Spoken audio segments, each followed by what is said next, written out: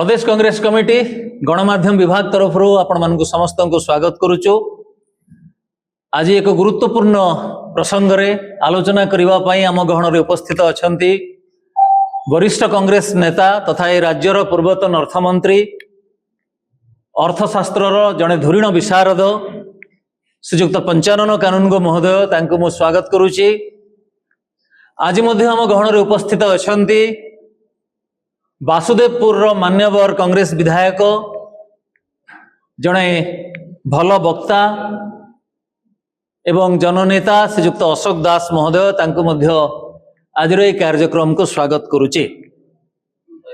आज पुणी थरे द्वितीय थर पर कौन एमती पड़ा जो कि पीसीसी तरफ नीट परीक्षा को नहीं आपण मानन को डाकिबा को पड़िला। आपण मानकर मन थी गत मे 3 तारिख दिन नीट यूजी परीक्षा को बातिल कर दिया गला, सीबीआई को तदंत भार अर्पण कर दिया गला। किंतु तापरे 2 सप्ताह काल बीती जाइछि अथच एपर्यंत केंद्र उत्तरदायित्व मुंडाई नहीं। प्रधानमंत्री महोदय छोट छोट कथारे ट्वीट करुचंती किंतु एपर्यंत तांको मुहरु गोटे शब्द बाहरी नहीं।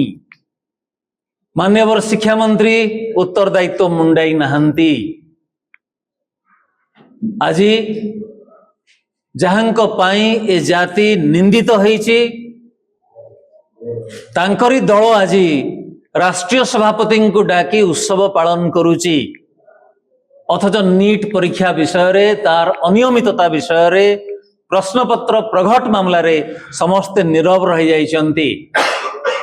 जाति केबे समानंको क्षमा करिवो नाही। 22 लाख रु अधिक परीक्षार्थी भविष्य को अंधार को ठेली दिया जाइछि। सेथरे 55,000 ओडिया छात्र छात्री अछंती। ए प्रसंग रे देशव्यापी की प्रकार रो प्रतिक्रिया प्रकाश पाइछि आसंतु ता उपरे टिके आखि बुलेइबा तापरे श्रीजुक्त पंचानन कानून गो आपण माननकु तांकर वार्ता रखिबे।